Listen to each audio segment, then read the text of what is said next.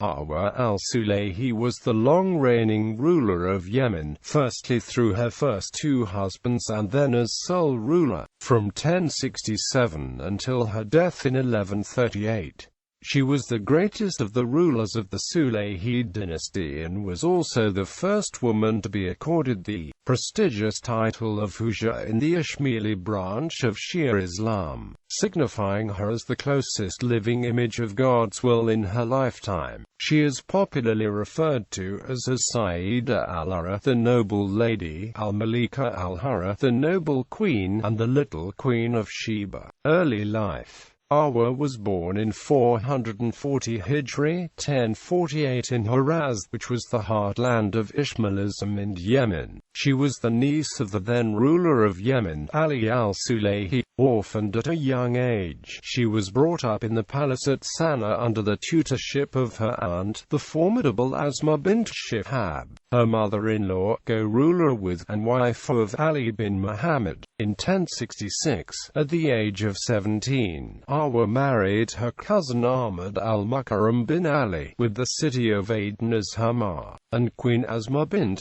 Shihab became her mother-in-law. Arwa assisted her mother-in-law and her husband after death of Ali al-Sulayhi. She had 4 children: Muhammad, Ali, Fatima and Hamdan. Arwa is said by the chroniclers of her time to be brave, devout and have an independent character. She was also seen as highly intelligent and well-learned, having a great memory for poems, stories and historical events. She was very knowledgeable in the sciences of the Quran and the Hadith.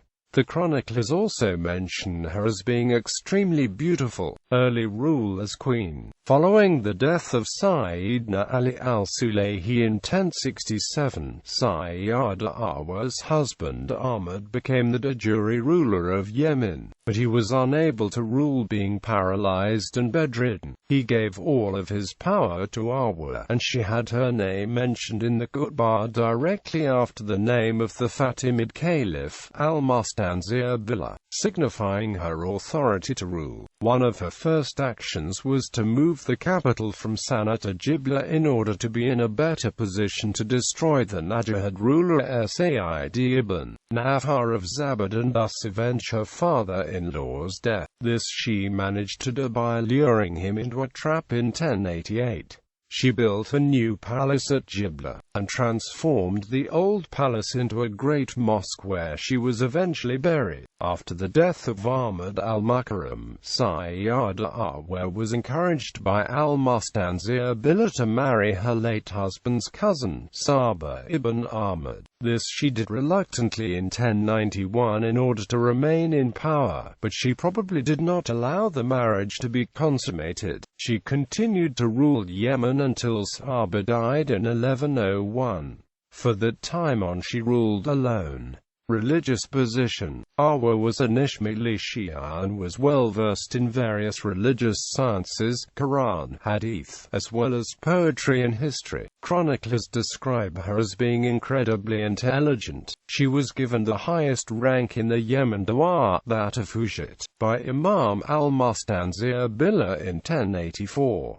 This was the first time that a woman had ever been given such a status in the whole history of Islam. Under her rule, Shia Dais were sent to western India. Owing to her patronage of missions, and Isma'ili community was established in Gujarat in the second half of the 11th century, which still survives today as Dawudi Bohra, Sulaymani and Alavi. In the 1094 schism, Arwa supported al-Mustali to be the rightful successor to al-Mustali. Due to the high opinion in which Arwa was held in Yemen and western India, these two areas followed her in regarding Imam al-Mustali as the new Fatimid Caliph. Through her support of Imam at-Tayyib, she became head of a new grouping that became known as the Tayyibi Isma'ili. Her enemies in Yemen in turn gave the backing to al-Hafiz, but they were unable to remove Sayyidah Arwa from power. The Tayyibi Isma'ili believed that Imam al-Amir Bayar Kamilullah sent a letter to Arwa commissioning her to appoint a vicegerent for his infant son, Imam Tayyib.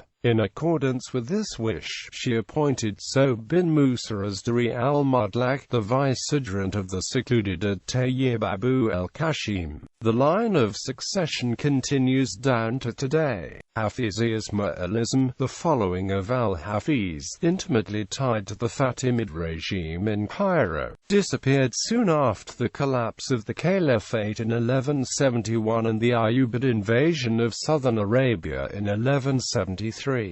But the Tayyibi Dawah, initiated by Arwa, survived, and Yemen, with its headquarters remaining in Hijaz. Due to the close ties between Sulayhid Yemen and Gujarat, the Fatimid and Tayyibi cause was also upheld in western India, which gradually became home to the largest population of Tayyibis, known there as Sulaymani and Dawudi Bora. Building works and economic policy. In Sana, Arwa had the Grand Mosque expanded, and the road from the city to Samarra improved. In Jibla, she had a new palace and the eponymous mosque constructed. She is also known to have built numerous schools throughout her realm. Arwa improved the economy, taking an interest in supporting agriculture. Death and reputation. Arwa remained in power until her death in 1138. She was buried beside the mosque that she had built at Zijibla. Her tomb later became a place of pilgrimage. The Queen Arwa University in Sana is named after her. Gallery.